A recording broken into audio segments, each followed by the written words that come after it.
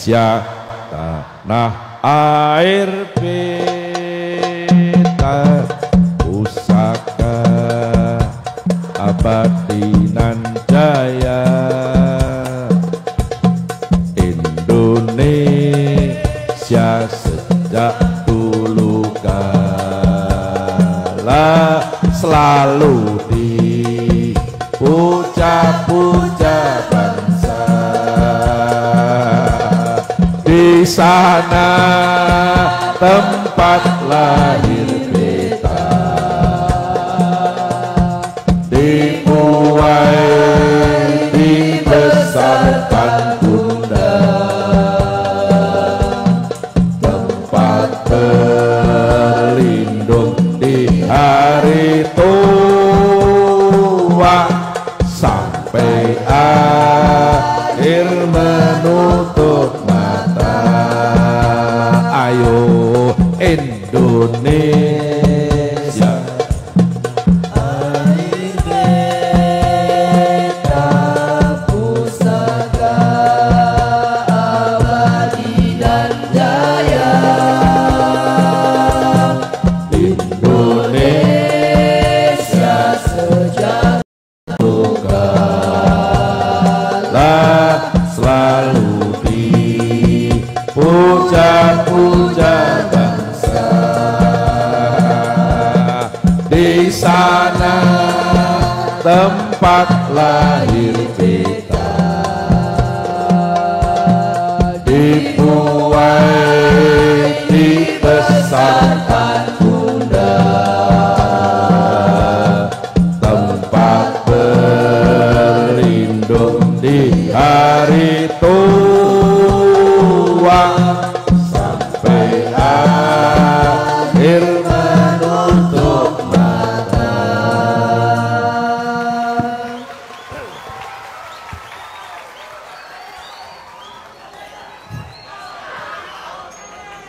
Indonesia itu di sini apa di sana? Ayo, di sana. Kan Anda tadi mengatakan di sana, kenapa berbalik? Di sana. Ternyata ketika saya belajar di pesantren, diajari guru saya, lokasi dekat disebut kayak jauh boleh asal dengan niat takzim, hormat, tata krama. Dekat tapi disebut kayak jauh. Allah kasih contoh dalam Al-Quran. Di dalam ayat Al-Quran Allah berfirman, "Dzalikal kitabu la raiba fih." Al-Quran itu kan dekat di hadapan kita, tapi Allah berfirman kayak Al-Quran jauh. Allah berfirman menggunakan isim isyarah dzalik untuk menunjukkan lokasi yang jauh, arena yang jauh. Kalau dekat mestinya hada. Kenapa Allah nggak berfirman hadal kitab, tapi Allah berfirman dzalikal kitab. Sayangnya Anda dzalika kurang paham, hada juga kurang paham karena kurang rajin ngajinya gitu loh.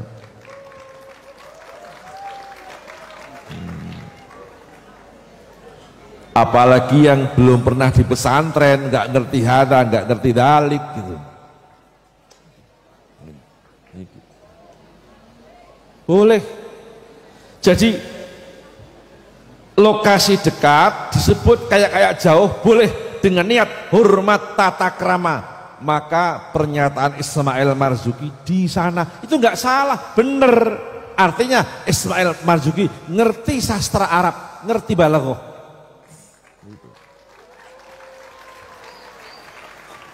Itulah pentingnya pondok pesantren. Yang ditanya masih sekitar nasab sama nasab. Kasihan saya. Kasihan sama siapa? Kasihan sama Bani Ba'alawi. Semakin terpojok, semakin tersisih. Bahkan ada duriahnya yang sudah merasa benar-benar stres menurut saya. Sehingga dia membuat sebuah skenario dalam ceramahnya bagaimana cara memulangkan dia ke negeri asalnya, yaitu di Yaman. Ya, ya nggak usah saya sebutkan ya, ada banyak itu ceritanya di YouTube. Nggak usah diteruskan atulah ya. Kalau Akang maksa, maka saya kasih tahu, sebetulnya Bani Ba'alawi yang ada di Indonesia, para habaib itu diuntungkan oleh orang-orang Nahdliyin. Mereka dihormati, mereka dihargai, bahkan mereka dimuliakan di Indonesia selama ini. Betul tidak? Bahkan diuntungkan pula dengan kemarin Gutras-Wala kita kumpul di pesantren Pendakerep yang memutuskan bahwasanya silsilah Ba'alawi adalah mukhtalafun fih. Sangat diuntungkan mereka dengan kalimat mukhtalafun fih itu. Kalau ikhtilaf berarti bisa iya bisa tidak kan? Kenapa demikian? Sebab beberapa ulama dunia itu di Mesir dari tahun 2009 itu, di Yaman, di Yordania pun beberapa ulama sudah mengatakan bahwasanya silsilah Ba'alawi sampai ke Rasulullah batal. Lah kita masih mukhtalafun fi. Enak toh? Ya. Untung saja kemarin itu ketika kita kumpul di Benda Kerep, kita tidak buka kitab Al-Ghuror. Oh, kalau kita buka kitab Al-Ghuror, makin tidak masuk akal tentang silsilah Ba'alawi sampai ke Rasulullah Muhammad sallallahu alaihi wasallam. Ini nggak masuk akalnya di mana? Bayangkan, pada halaman 115 di dalam kitab tersebut, penentuan nasab Ba'alawi sampai ke Rasulullah itu hanya ditentukan melalui mimpi. Yang mimpi siapa? Lalu disebutkan juga di kitab tersebut di halaman 108 bahwasanya ada seorang ulama namanya Syekh Abdullah bin Alwi bin Faqih Muqaddam. Ada seorang ulama, ini juga gak disebutkan lagi ulamanya siapa, yang bermimpi ketemu Rasulullah, menyatakan bahwasanya Ba'alawi adalah dzurriyyah Nabi Shallallahu Alaihi Wasallam. Terus juga ada di halaman 117 kalau tidak salah di kitab yang sama, Al-Ghuror. Itu yang menentukan penentuan nasab justru melalui orang lain. Padahal saudaranya ada di situ. Ada seorang yang datang ke Basrah namanya Ali. Beliau ke Basrah bertanya kepada seseorang imam, seorang qadhi di sana.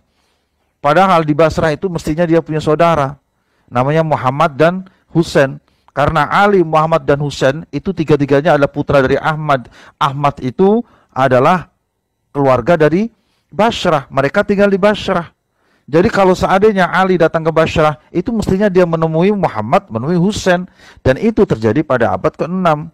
Menurut saya abad ke-6 itu dzurriyyah Nabi yang ada di situ mestinya sudah banyak.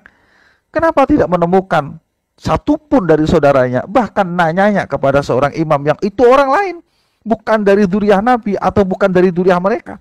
Jadi sesuatu yang menurut saya mestinya tidak ada diadakan di kitab Al-Ghuror itu.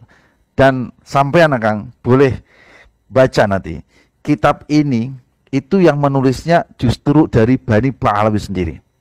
Siapa yang menulisnya? Itu adalah Muhammad Ali bin Al-Wikhid yang wafat tahun 960 Hijriah.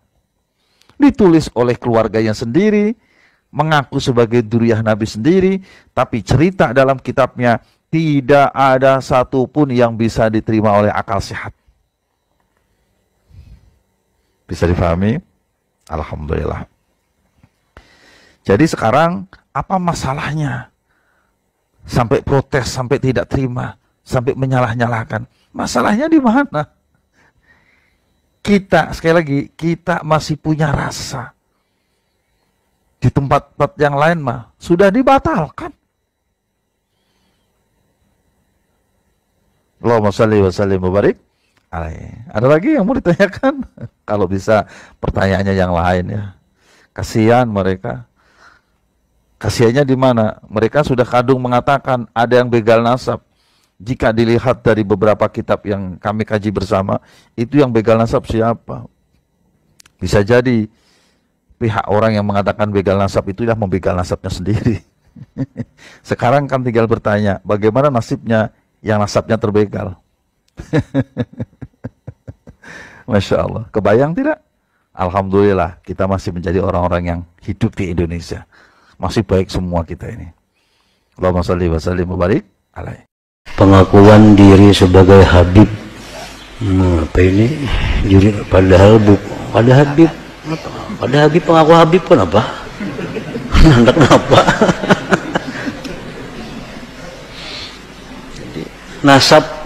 Nasab ini la yasbutu birru'ya wa la yasbutun nasab bil ilham. Yasbutun nasab bil ikrar wa syahadah. Nasab ini kada bisa ditetapkan dengan mimpi, walaupun bermimpi Rasulullah SAW. Walaupun misal kita guring kita mimpi bertemu Rasulullah, ya Rasulullah ikam juriatku. Apakah kau kita umumkan esok siang nanti aku bermimpi aku bertemu Rasulullah jasidin aku juriat siden berarti aku Habib, kada kawa kada diterima itu. Karena untuk menetapkan sebuah nasab itu kada bisa dengan ru'ya mimpi. Wala bil ilham, nasab tidak bisa ditetapkan dengan ilham. Datang misal ada orang berjubah bebulan dana datang ke kuburan, halo aku dapat ilham ini kubur Habib anu, ini Habib anu, kada kau diterima dustainya. Kenapa? Nasab kada bisa ditetapkan dengan ilham, kada bisa. Nasab kada bisa ditetapkan dengan wangsit, kada bisa. Kalau masih ngotot pengen jadi Habib atau mau diakui, ya udah cari yang jelas keabsahannya. Kalau ngaku kan siapa aja bisa. Iya, iya. Siapa saja bisa ngaku. Saya Habib, saya keturunan Rasulullah. Maka nggak perlu ngaku-ngaku. Iya, oke. Nah, ngaku apa yang dia tidak miliki itu kehinaan. Ini sekarang yang ngaku-ngaku Habib, ngaku-ngaku keturunan Rasulullah luar biasa banyak. Karena di dalam tubuh kami mengalir darah suci kakek kami Rasulullah. Tapi saya minta mereka verifikasi, buktikan nasabnya itu benar. Tapi saya, Bahar bin Smith, adalah salah satu Habib. Kalau mereka yakin nasab mereka benar, ya argumentasi dong. Pakai ilmu nasab, pakai ilmu sejarah. Karena kami para anak cucu Rasulullah yang berada di barisan. Bukan dengan caci maki, bukan dengan kebencian, tapi dengan data, dengan kitab, dengan argumentasi, dengan bukti. Ana yang duluan mau tes DNA. Jadi kalau Habib palsu ketahuan tuh kalau diperiksa. DNA Nabi kemana, DNA-nya kemana ya kawan? Umpama Ana Alamsyah atau Umar bin Yunus Jamalullail bukan habaib, moga-moga dilaknat sama Allah Subhanahu wa Ta'ala dengan mukjizat Nabi Muhammad SAW berupa Al-Quran. Amin. Allah matikan amin. Umpamanya Ana, umpamanya antum Hasan bin Muhammad Baru. Nah, apa? Iya. Enggak, antum mau ngomong apa? Umpamanya. Enggak, kan antum sudah menyaksikan. Iya. Tanpa Ana sudah datang. Ayo sudah terus antum ngomong apa? Umpamanya. Iya, Ana dengar. Kebohongan dari Ad-Daimi yang dikatakan sama Ana bahwa inti Ana meyakini bahwa dia bukan habaib. Moga-moga Ana dilaknat oleh Allah Subhanahu wa Ta'ala. Amin. Al-Fatihah. Berani nggak tes DNA? Berani nggak tes DNA? Berani nggak tes DNA? keluarga Habib Rizik, keluarga Habib Bahar, keluarga Habib Taufik Segaf, keluarga Habib Lutfi bin Yahya, semuanya sudah tes DNA dan bukan keturunan baginda Nabi besar Muhammad Sallallahu Alaihi Wasallam. Habib ini 180 orang di Yaman sudah tes DNA dan hasilnya haplogrupnya G. Sedangkan keturunan Nabi Muhammad semuanya di Arab Saudi, di Yordan, di Maroko, haplogrupnya J1. Bismillahirrahmanirrahim. Wala haula wala quwata illa billah. Wassalatu wassalamu ala Rasulillah wa ala alihi wasallam wala. Amma ba'da. Terima kasih kita hadir di tempat yang sangat bersejarah. Di tempat pertama kali seluruh polemik nasab sebenarnya diawali. Di tempat bagaimana sekarang kaum Yahudi Yaman Ba'alwi itu mengalami kejatuhannya sebenarnya berawal dari tempat ini, dari rumah ini. Itu mohon saya memberikan sedikit intermezzo. Karena diawali ketika putranya Kiai Nur Hasan bin Ghazi bin Nur Hasan Sidogiri, rumah yang beliau tempati ini mau besanan dengan seorang Ba'alwi dari Madura bermarga Al-Jufri. Ternyata kemudian keluarga tersebut, baik bapak maupun calon mempelainya, mendapatkan teror agar dibatalkan dengan alasan nasab Sidogiri itu munkotek, nasab Sidogiri itu terputus atau fiktif, di mana alasannya Sayyid Asror, cucu dari Mbah Sen Sulaiman ya. Nah, itu dianggap tidak ada tokoh fiktif semacam itu, sehingga dengan segala macam intimidasi atau segala macam cara, akhirnya bapaknya itu si Al-Jufri itu membatalkan perjodohannya dan itu disoting. Jadi si pemesan supaya batal ini minta disoting, nggak disoting. Ya. Dan panjenengan semua tahu lah siapa yang menekan si bapaknya Al-Jufri calon mempelai itu supaya dibatalkan. Tahu semua lah, orang Pasuruan. Orang Pasuruan tahu lah, jadi gitu.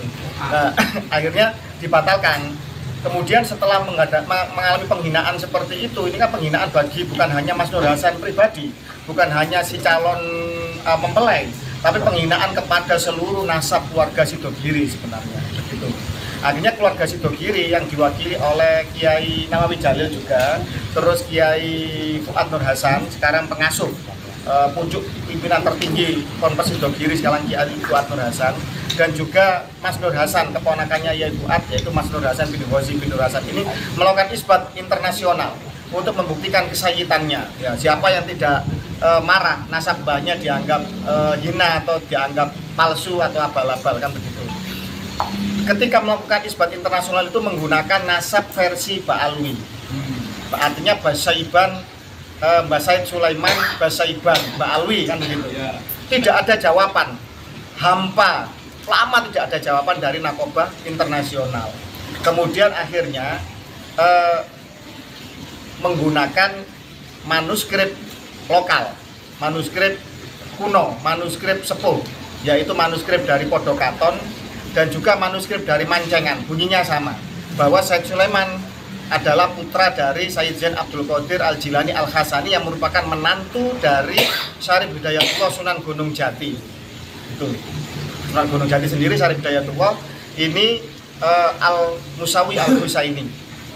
Jadi Sunan Gunung Jati, Syarif Hidayatullah itu Sunan Gunung Jati kedua, yang ketiganya adalah Sayyid Zain Abdul Qadir ini yang menjadi menantunya ini. Begitu. Ketika mengajukan isbat melalui jalur sesuai dengan manuskrip sepuh itu, lah kok nyambung dan klop dan diakui baik bukan saja oleh keluarga Sunan Gunung Jati yang ada di Banten Cirebon, juga ternyata klop dengan apa yang ada tertulis di Nakobah Internasional. Akhirnya nasab Sidogiri sekarang telah sohe, telah diakui sebagai bagian dari keluarga besar Sadatul Ashraf Internasional. Begitu sini tahu bahwa Sidogiri telah diakui oleh keluarga besar Sayyid seluruh dunia, kebingungan itu si mantan calon besan itu. Saya tahu sendiri HP-nya Mas Nur Hasan itu ditelepon sehari itu lebih dari 30 kali, tidak diangkat. Berhari-hari ingin disambung lagi besanannya, dan sini sudah merasa terhina kan begitu kan. Anaknya ganteng, Sayyid, ya kan, anaknya kiai besar, dari Terah besar, pondok pesantren sepuh dan besar, salah satu yang terbesar dan paling sepuh di Nusantara. Ya no way, no, menikah dan dapat yang jauh lebih pantas, insya Allah juga Sayyid Nusantara, keluarga besar keturunan Wali Songo, insya Allah sudah dapat penggantinya semacam itu. Nah, dari polemik inilah kemudian berkembang menjadi kesadaran membentuk nakoba aulia tis'ah, itu nakoba pencatat nasab Wali Songo, keluarga Wali Songo. Dari itu berkembang lagi masuk ke seluruh kesultanan Kerajaan Nusantara, berkembang lagi kemudian hingga pertemuan di Kesultanan Demak mengumpulkan diwakili 5 kasepuhan keluarga Wali Songo.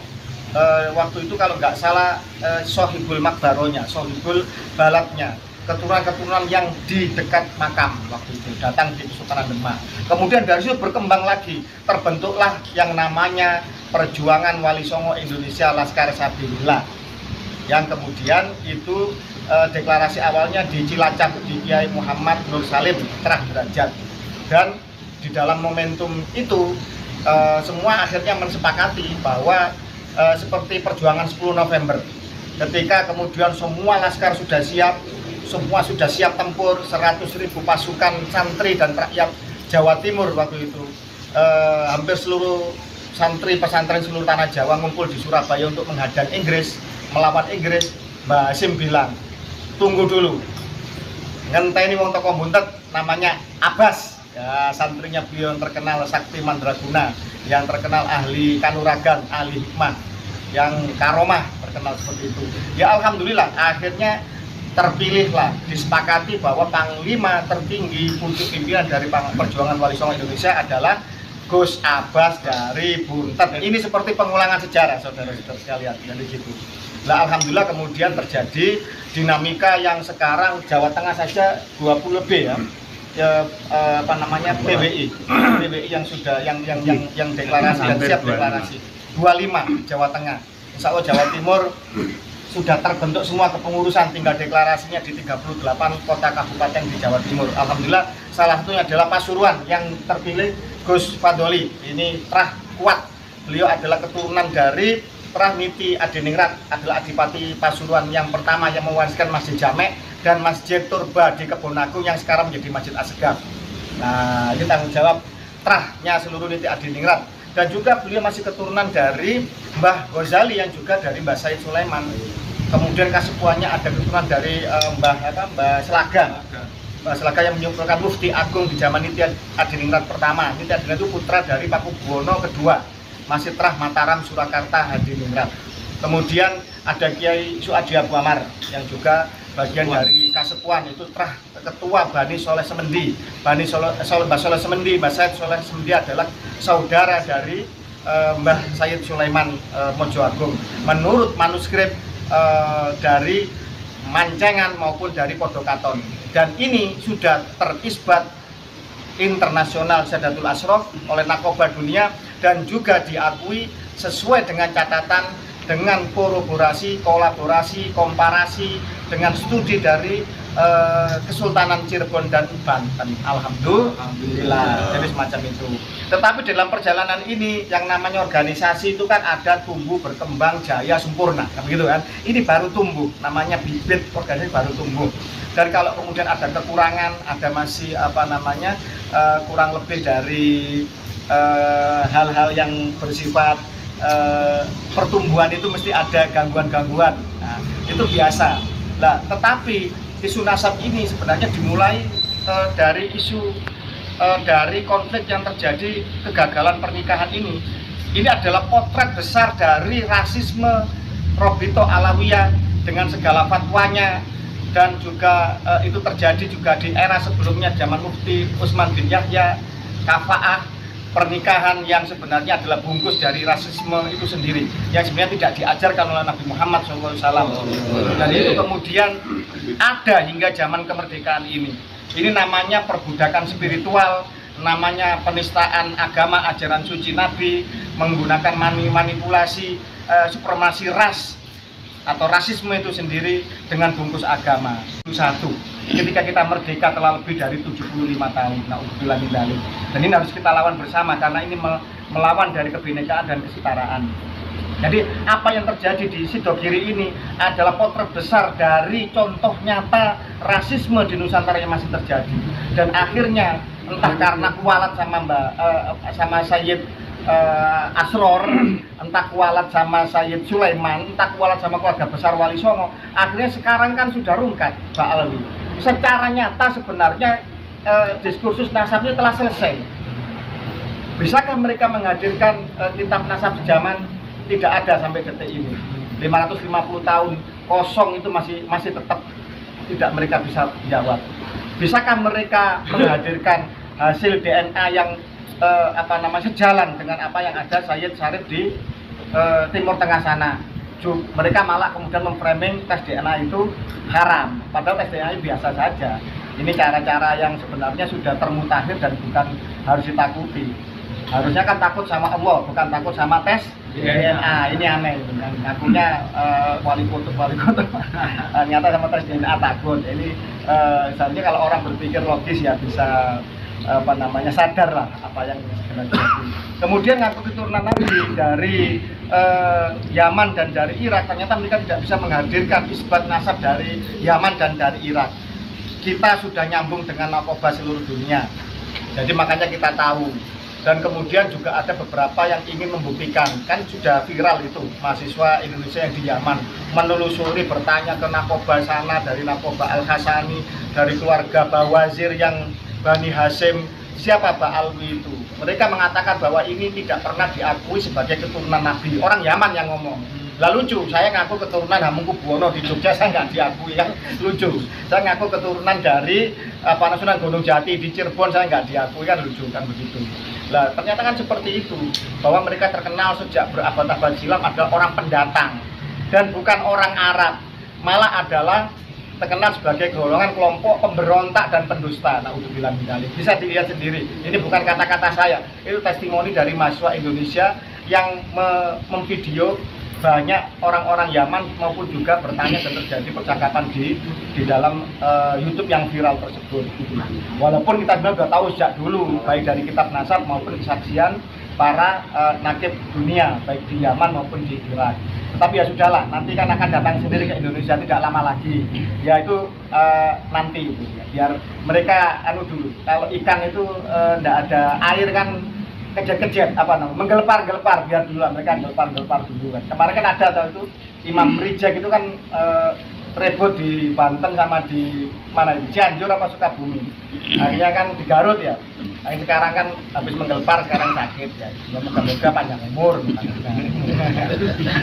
Stres. Lahirnya sebagai cucu Nabi, masa nanti wafatnya mantan cucu Nabi, kan nggak lucu kan. Ya, kalau takut akhirat, kalau kemudian benar-benar Islamnya sejati, benar-benar mencintai Allah dan Rasulnya, tolong akhirilah narasi-narasi sesat seperti itu. Tidak penting Anda keturunan siapa, tetapi inna akramakum indallahi atqakum.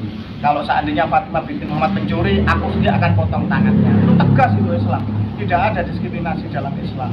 Justru keadilan ditegakkan dalam Islam. Kesetaraan itu diperjuangkan dalam Islam. Pembebasan itu diperjuangkan oleh nilai-nilai Islami. Tapi mereka apa? Mereka melakukan perbudakan spiritual. Seorang kiai, seorang guru yang benar, yang bijaksana, muridnya akan bisa menjadi kiai. Betul nggak? Murid kiai bisa jadi kiai, bisa menjadi mantunya kiai. Tapi kalau muridnya Habib, muhibinnya Habib, bisa nggak jadi Habib? Bisa nggak jadi mantunya Habib? Coba, logika ini harus dibangun. Ini sebenarnya narasi sederhana kok. Hanya orang yang mau berpikir dan mau kritis saja bisa memahami. Faya ayuhal muslimin, faya ayuhal nahdiyin wan nahdiyat rahimakumullah. Terhadap semua santri Nahdlatul Ulama dari Sabang sampai Merauke, Al-Fakir ingin menyampaikan satu hal yang berkaitan dengan satu dua oknum yang membahas tentang masalah nasab Aulia Utis'ah, yakni Wali Songo, dimana ketika membahas nasab Wali Songo, dua oknum ini membawa-bawa alma mater, satu lembaga, satu pesantren, yaitu pesantren Sidogiri. Seakan-akan memaksakan kehendak, memaksakan secara sepihak kalau pondok pesantren Sidogiri ini nasabnya intisab kepada Wali Songo, dan Wali Songo ke atasnya intisab kepada Ubaidillah. Hal ini sesuatu yang tidak sesuai dengan fakta dan kenyataan, di mana masyayikh atau kiai di Sidogiri memang nasabnya tersambung kepada Wali Songo, akan tetapi Wali Songo ke atasnya nasabnya tidak tersambung kepada Ubaidillah. Bukan berarti akan menjadi satu hal yang diasumsikan tidak suka kepada Ubaidillah, bukan seperti itu. Akan tetapi di dalam meneliti, mencari dan mengkaji, menvalidasi kebenaran nasab tidak boleh dilakukan dengan cara subjektivitas, tendensius. Tidak boleh dilakukan dengan mencari pembenaran saja, apalagi pembenaran sepihak. Kalau itu dilakukan berarti ada kepentingan. Kalau sesuatu yang dilakukan sudah berkepentingan, ini akan jauh daripada kebenaran. Masyayikh Sidogiri nasabnya memang tersambung kepada Wali Songo, akan tetapi Wali Songo ke atas nasabnya sama sekali tidak tersambung kepada Ubaidillah. Penelitian nasab keluarga Sidogiri ini dilakukan kurang lebih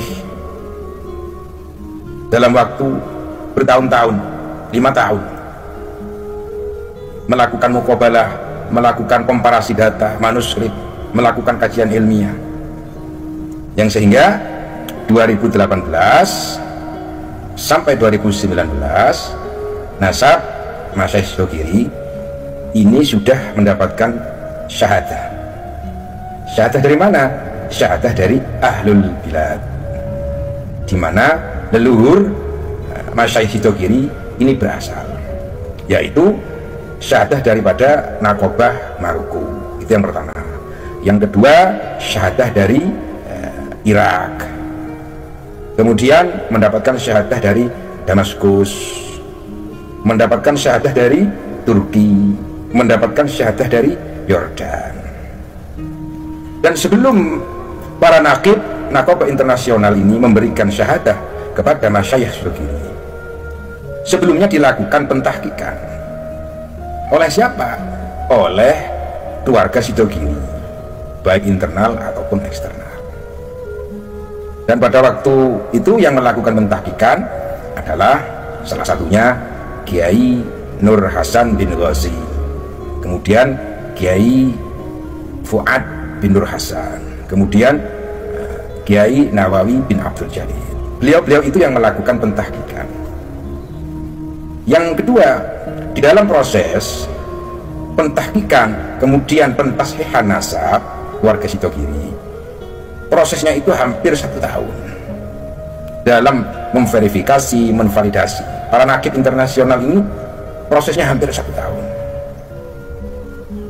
mengkomparasikan dan mentahqiq, mencocokkan dari beberapa catatan keluarga, dari beberapa kitab makhtutat, baik yang di Sidogiri ataupun di internal keluarga Sidogiri, bahkan melakukan komparasi dengan catatan makhtutat yang ada di Ahlul Balad, yaitu Maroko, Irak, dan Damaskus, yang sehingga memakan waktu kurang lebih hampir 1 tahun. Intihaul ghayahnya, para nakib, nakobah, ulama ahlun nasabah yang dari Maroko, yang dari Irak, yang dari Turki ini melakukan kunjungan silaturahmi kepada pesantren Sidogiri, yang sehingga para nakobah, ulama ahlun nasabah internasional ini secara mutlak memberikan syahadah kepada Masyayikh Sidogiri. Sampai sekarang syahadah daripada nakobah internasional ini bisa dilihat, bisa dibaca ketika kita melakukan silaturahmi atau sowan kepada masyayikh Sudogiri. Dikarenakan syahadah nasab masyayikh Sudogiri ini diletakkan di ruang tamu, kurang lebih seperti itu. Intinya mengenai nasab Sudogiri ini sudah sahih, mutlak sahih, dan sudah mendapatkan syahadah daripada nakobah internasional. Sayyid Asrar ini tersambung kepada Sayyid Sulaiman. Sayyid Sulaiman ini tersambung kepada Syekh Abdul Qadir Al-Jailani. Syekh Abdul Qadir tersambung kepada Sayyid Hasan radhiyallahu anhum. Mungkin ini yang bisa Al-Fakir sampaikan terhadap kedua oknum yang mengatasnamakan alumni Sudogiri. Al-Fakir mohon dicukupkan di dalam pembahasan nasab Wali Songo membawa nama-nama masyayikh Sudogiri atau pesantren Sudogiri. Wallahul muwaffiq ila aqwamit thoriq. Wassalamualaikum warahmatullahi wabarakatuh. Waalaikumsalam warahmatullahi wabarakatuh. Kami dari keluarga besar Robito Pesantren Banten hari ini silaturahim ke pesantren Sudogiri sebagai tanda cinta kami atas kerabatan dan keluargaan dengan keluarga Sudogiri. Kami serahkan kekancingan daripada Robito Pesantren Banten sebagai bagian kerabat bahwasanya leluhur Sudogiri Sayyid Syarif Sulaiman Mojo Agung Kanigoro Al-Hasanain. Disebut Al-Hasanain karena garis bapaknya adalah keturunan Syekh Abdul Qadir Al-Jalani Al-Hasani berdasarkan data manuskrip Podokaton, data Keprabon asal Sultan Cirebon, dan juga data Malaka, dan dengan pengakuan Isbat Nakib Maroko, Damaskus, Irak, dan Turki. Sedangkan dari garis ibunya Sulaiman Mojo Agung adalah keturunan dari Sunan Ampel dan Ali Murtado yang ke Al-Bukhari, An-Naqawi, Al-Kazini, Al-Husaini yang sudah mendapatkan pengakuan Isbat Nasab dari Nakib Irak, Mesir, dan India. Sehingga data ini insya Allah mendekati kebenaran sesuai dengan data manuskrip Nusantara, data internasional, dan juga sesuai dengan hasil sampel para keturunan wali Nusantara yang tidak bermigrasi ke Yaman tapi melalui migrasi jalur-jalur daerah yang sesuai dengan data internasional, yakni Hijaz, Irak-Iran, kemudian Asia Tengah, kemudian Pakistan, kemudian ada yang singgah ke Maroko, dan langsung ada juga ke Asia Tenggara Timur dan Asia Tenggara. Moga-moga data ini bisa menjadi sumber keberkahan untuk penerusan. Amin. Amin. Amin. Khususnya leluhur keluarga besar Sudogiri. Mohon diterima, Yai. Nggih. Allahumma shalli ala Muhammad. Sekian dari kami. Wallahul muwaffiq ila aqwamit thoriq. Assalamualaikum warahmatullahi wabarakatuh. Saudara-saudara sekalian, Pak Alwi juga tidak bisa menghadirkan bukti isbat nasab dari negara leluhurnya. Hingga detik ini hanya berkelit saja. Mana kalau benar keturunan keluarga zuriyah Nabi dari Yaman, hadirkan isbat nasab dari Yaman. Kalau benar bahwa Sayyid Ahmad bin Isa hijrah dari Irak ke Yaman, hadirkan isbat nasab dari Irak. Jangan ngaku cucu Nabi distempel di Jakarta. Emangnya Nabi orang Jakarta? Emangnya leluhur Nabi awal-awalnya tersebar di Jakarta? Mikir para muhibbin, Anda sedang diperbudak. Sadarlah Anda. Kalau tidak, nanti seluruh generasi cucu Anda akan menjadi budak selamanya dari orang palsu yang ingin menjajah dan membelokkan sejarah leluhur kita di Nusantara. Nabi Muhammad punya anak Sayyidatina Fatimah. Betul, sahih, ada dalilnya. Kemudian apakah ada dalil tentang Sayyidina Husain sebagai anak daripada Siti Fatimah? Ada. Kemudian Sayyidina Husain katanya punya anak namanya Ali Zainal Abidin. Ada, sahih. Ali Zainal Abidin punya anak Muhammad Al-Baqir. Ada, hadis masih. Kemudian Muhammad Al-Baqir mempunyai anak bernama Ja'far As-Sadiq. Ada. Ja'far As-Sadiq punya anak namanya Ali Al-Uraidi. Ada, masih di dalam riwayat hadis. Ali Al-Uraidi punya anak Muhammad An-Naqib. Ada. Muhammad An-Naqib benarkah mempunyai anak namanya Isa? Saya cari kitabnya. Ada. Isa punya anak namanya Ahmad. Saya cari kitabnya. Ada. Yang sezaman. Dia mempunyai anak bernama Ubed. Tidak terkonfirmasi di dalam kitab-kitab. Kita cari di abad-abad kelima, leluhur orang-orang di Indonesia yang ngaku turunan Nabi ini ternyata semuanya putus Itu lafaz sayyid di dalam Qanun Asasi. Lafaz sayyid itu al kalimatul lati la yuqsadu bihal isbatu laisat isbatan. Itu kaidah di dalam ilmu nasab. Baca kitab Rasail fi ilmil ansab, baca kitab Muqaddimah fi ilmi nasab, bahwa kalimat yang tidak ditujukan untuk mengisbat laisat isbatan. Dia bukan isbat. Li annal isbata yahtaju ila dalilin kama anna nafya yahtaju ila dalilin. Isbat itu membutuhkan dalil, seperti menafikan juga butuh pada dalil. Saya menafikan, ada dalilnya, banyak ratusan dalil kalau diurut. Sekarang Mbak Lawi ini mengatakan dirinya cucu Nabi, itu yahtaju ila dalil. Sekarang mana dalilnya? Ini dalilnya, ini yang meruntuhkan. Ini lagi dalilnya, ini yang meruntuhkan. Ini lagi, wis dasar kamu mah hasud, iri, dengki.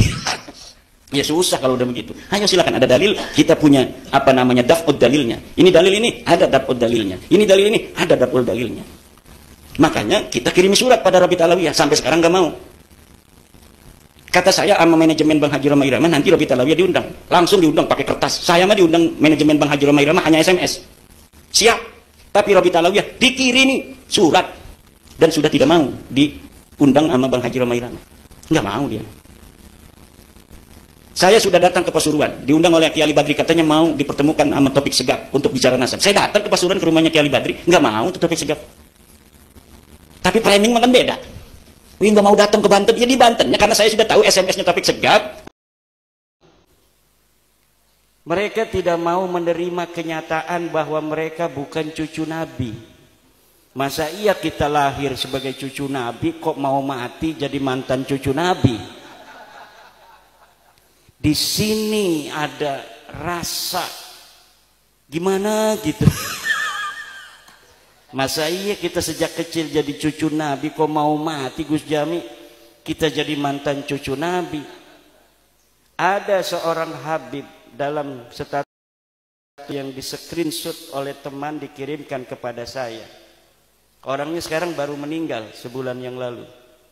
Dia ahli nasab daripada Rabita Alawiyah. Dia mengatakan, bagaimanapun caranya kita akan lawan dan pertahankan nasab kita.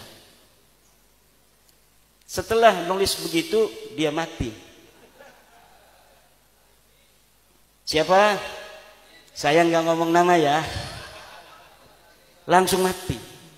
Jangan macam-macam dengan Wali Songo. Jangan macam-macam. Kenapa? Karena apabila sesuatu Kashful astar telah terjadi, maka tidak ada satu kekuatan pun yang mampu untuk mencegahnya. Kalau orang berani untuk berdiri tegak ketika ada bulldozer, maka dia akan terlindas oleh bulldozer. Siapapun dia, kalau Allah sudah berkehendak. Dan ini nampaknya Allah betul-betul sudah berkehendak. Jadikanlah hidup lebih berarti, jadikanlah laskar sang pemberani, membela ulama kiai pribumi, Rahwali Songo pewaris negeri.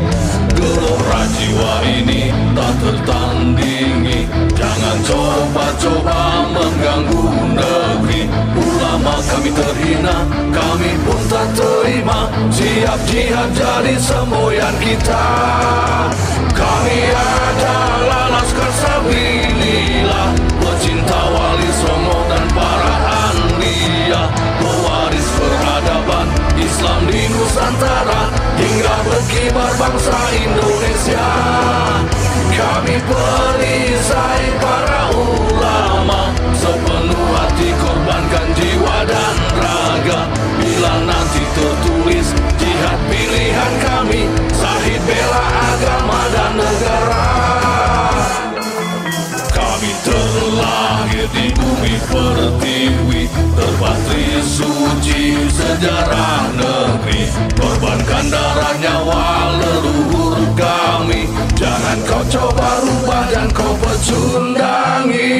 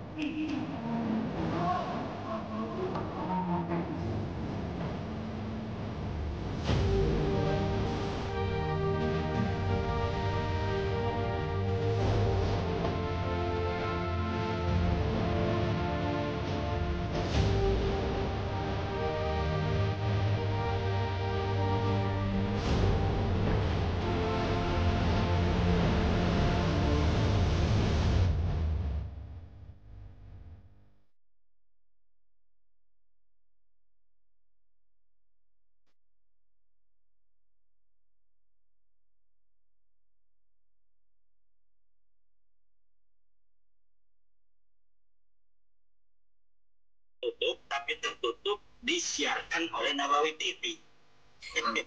Ya kan aneh ini. Yang ilmiah tempat di kampus nggak mau datang itu Mas Romel. Tapi kemudian setelah itu mungkin Mas Romel ketika diundang oleh Bin Wali Songo itu kemudian laporan mungkin kepada Rabi Talawiyah sehingga Rabi Talawiyah mengadakan acara pada tanggal 7 September itu sebelum acara di Wali Songo itu. Dikira mungkin acara itu akan tetap dilaksanakan walau Mas Romel tidak datang mungkin gitu kan.